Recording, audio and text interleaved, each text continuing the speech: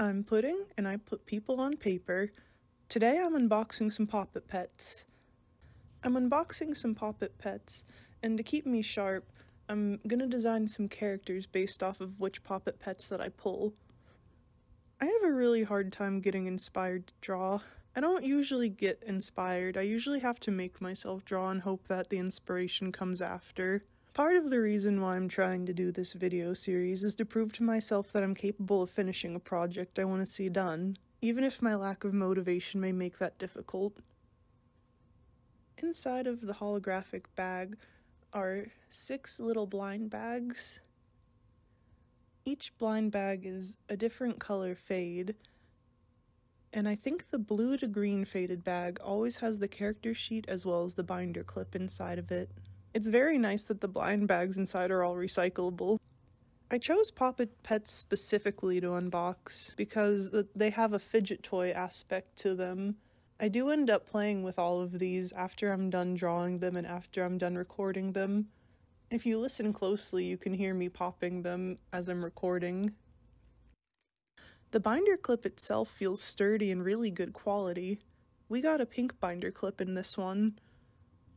I really like blind bags. I find myself watching people unbox things that I don't even know what they are. It's just so interesting to watch what comes out of a bag or a box or an egg. Here's the front and the back of the character sheet.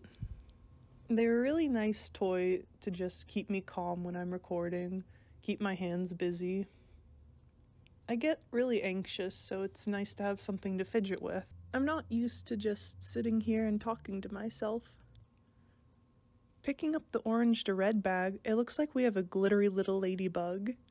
She's very cute and has a winking face. This is Lady. Lady loves gardening. She makes sure that the plants in Garden Grove are healthy, pruned, and aphid-free. You can plant something together.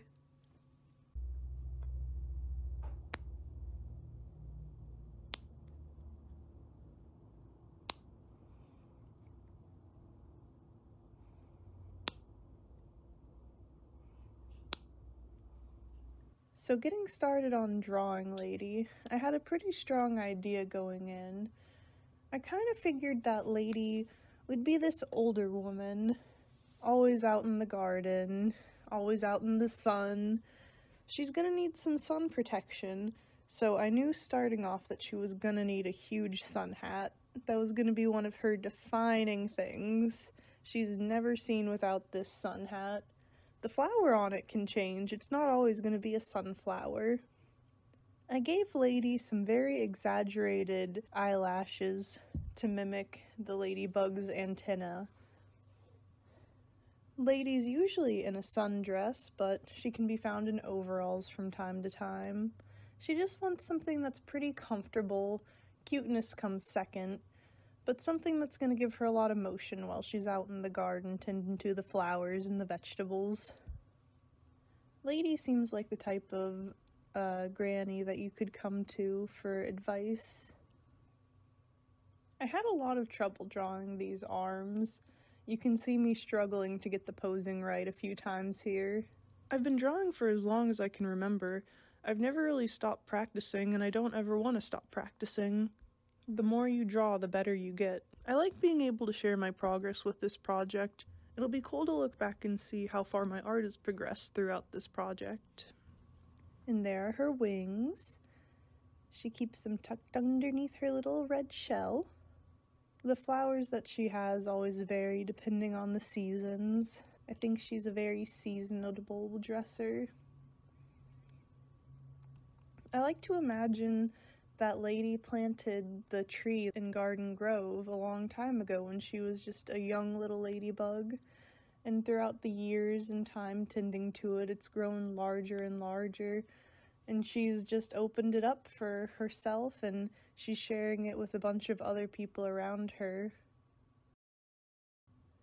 Finishing off her design is some freckles. I felt like it was just a little bit empty when I was looking at her.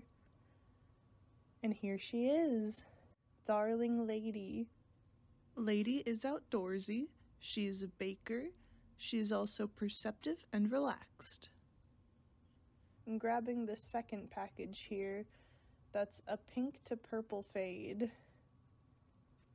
Pulling everything out onto my hand and peeking behind the card, it looks like we have Prankster, a mischievous character. Trouble follows Prankster wherever he goes.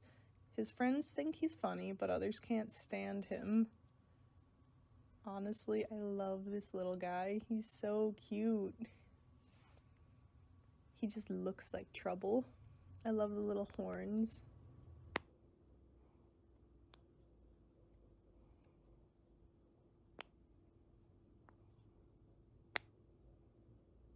Let's get started. I had a little bit of trouble when designing Prankster. He just didn't have a whole lot going on with the initial PopIt, so I had a lot of free reign trying to decide what his body looked like, what his face looked like, just everything about him. So I kind of ended up drawing this little imp-looking creature that I ended up being really happy with in the end. I tried to keep his design relatively sharp and spiky. I gave him as many hard angles as I could, his claws and the tips of his tail, and I gave him fangs just built right onto his face. I like to think of him as pretty small, smaller than Lady, and he's just a little kid. He lives in a castle with a bunch of other kids, probably vlogging and influencing. They're just having a good time. And Prankster really doesn't mean any harm. He just thinks he's doing it for the fun of it. I decided somewhere along the way that Prankster just loves gum. He's crazy about it. I think it says it on his card, so I just ran with that idea. This kid is never seen without a face full of gum. He's always blowing bubbles and popping them in people's faces. It's one of his favorite things to do. At this point, I was pretty much done with Prankster's design. He was a pretty simple guy, so I had to really force myself and be creative coming up with some flair to add to his character. I didn't want to make him too overly complicated either, but something just to break up his form a little bit. I think the limited amount of stripes that I managed to add along his horns and his face and his tail really accentuate his body. One of my favorite details about Prankster is his little PopIt chain. He has his own collection starting. He won't trade with you, but he might take some of yours without you knowing. And finishing him up, this is Prankster. He's just a lovely little imp. He's show-off, troublemaking, annoying, and excitable. Grabbing the peach to orange faded bag next. Give it a little tear open. Oh, who do we have? Its card is a mushroom on a field. I think it connects with ladies. A cute little snail, I think. It is. It's this little snail, Rush. Rush is always in a hurry because they're always running late. So take it slow, be patient, and careful not to leave them behind.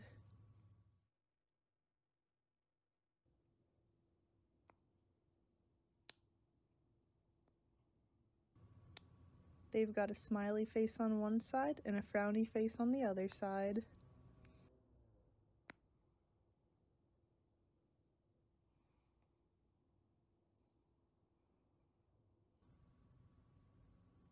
I knew from the get-go that designing Rush was going to be a blast. They're just a blank slate of a snail. Basically, I just took a snail and gave it a phone. And that's how I imagine Rush. I love their little frowny face. I think that they're so slow that they always want to have everything on them. So they're constantly collecting things and putting them in pouches and stashing things in their shell.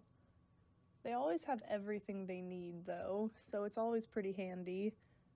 Rush is that friend who's always over-prepared. If you're ever in need of a snack, they probably have something stored away. I really like natural type character designs. I don't usually overcomplicate my characters with too many patterns or markings, although I do have a healthy appreciation for really sparkly and over-designed characters. I'm just not good at designing those myself. I prefer to find joy in the simple markings and the simple shapes. I get a lot of inspiration from nature and animals. I try to make my characters striking but simple. I wanted to give them a good mix of natural items as well as bags and trinkets. I think that they have a whole lot of different interests. Just because they're slow moving doesn't mean they don't get up to a lot. On to the coloring, I think I kind of mixed a snail with a banana slug, is how I got Rush's coloring. Big droopy eyes. I had the most fun coloring the trinkets on their back. Although the checkered flag is a pain in my butt. I knew that I wanted to go through the effort of making it a checkered flag though, just for the novelty of having a snail with a finish line flag. I think Rush embroidered their fanny pack themselves, adding a little blush to finish them up. And this is our friend Rush. They are casual, kind of forgetful, a hobbyist, and a techie. On to our fourth PopIt pet, we have a purple to blue faded bag. Popping it up open, we have somebody orange. Beast Mountain, I think. Rex. Rex is grouchy. He likes stomping around Beast Mountain, roaring and making a big fuss about anything and everything. Grrr. How cute. Oh, and he's glow in the dark, so let's take a quick peek at that real quick before we move on to anything else. And he glows pretty well. I'm a big fan of all of the color change and glow in the dark gimmicks they have going on. It adds a nice bit of variety to a basic mold. I think that this is a fun world. I love Rex's little mischievous face on one side and his angry, grumpy face on the other. I really hope that people can get creative with items that they really like.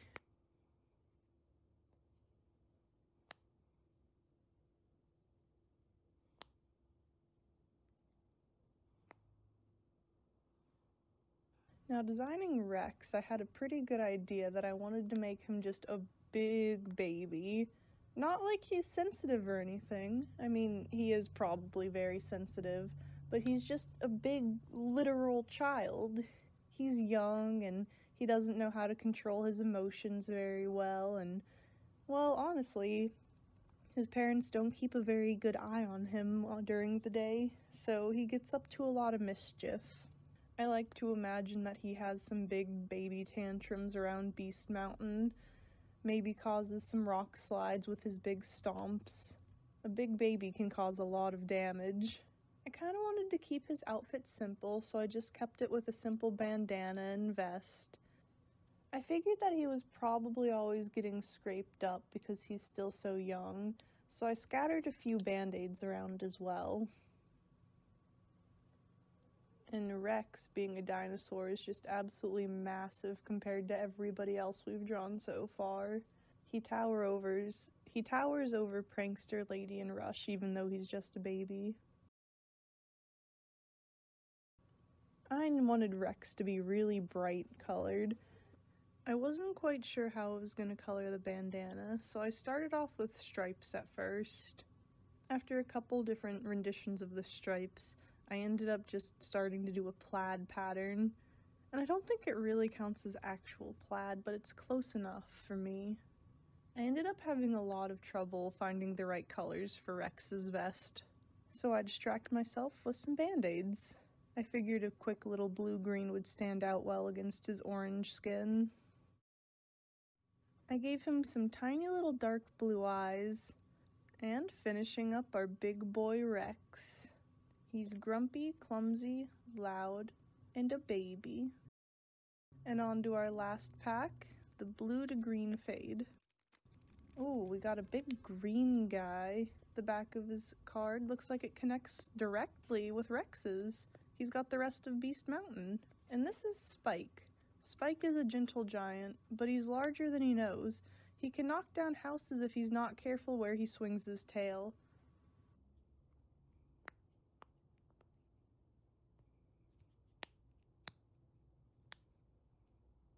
Oh, he changes color with heat. You can already see him starting to change color where my fingers are. Let's take a look at that color changing action. Spike turns a really bright green with heat. Look at how bright he got. I had a lot of fun when designing Spike. I kind of wanted him to be more of a traditional Stegosaurus. His card said that he was really big and kind of clumsy, so I wanted to accentuate that in his design. I made him pretty big and round. And having 2 dinosaurs in a row means that I just had to make Spike even bigger than Rex. Spike has 3 dimples, while Rex just has 1. So I think it's just fair to make Spike huge compared to everybody else. He's much more of a gentle giant than Rex is right now. If you noticed on his card, it also says that he's friends with Lady, and we are lucky enough to also get Lady here. I like to think that Spike goes over to Lady's house and they pick flowers together, and Lady helps him decorate his scutes with flowers. I think Spike wears a lot of sweaters and sweater vests, anything comfy and anything that he can fit in. Spike's look also depends on the season. Whatever flowers that he can get his hands on is whatever flowers that he's able to decorate himself with. I wanted to keep his colors very light, so I kept his base green very, very light in tone, and I made a lot of his accent colors a lot darker, such as his back scutes and his sweater and his beak. I have a few more bags of these that I'd really like to get to. I'm making myself wait so that I can make videos out of all of them.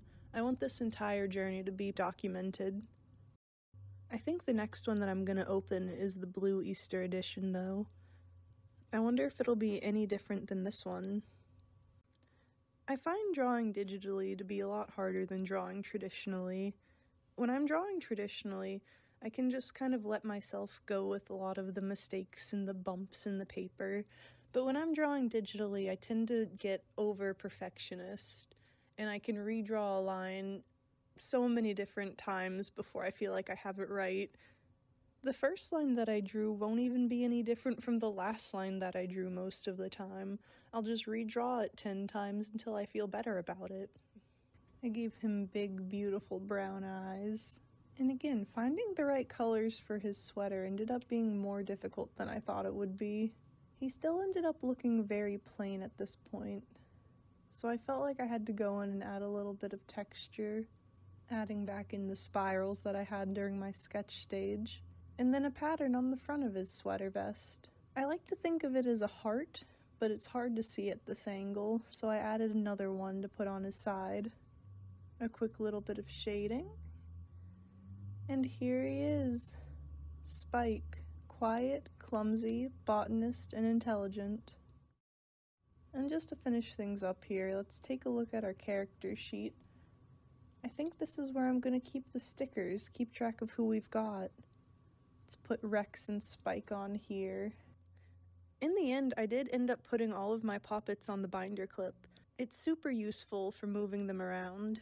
I also kept the big bag for storage. Let's put Prankster over in his spot.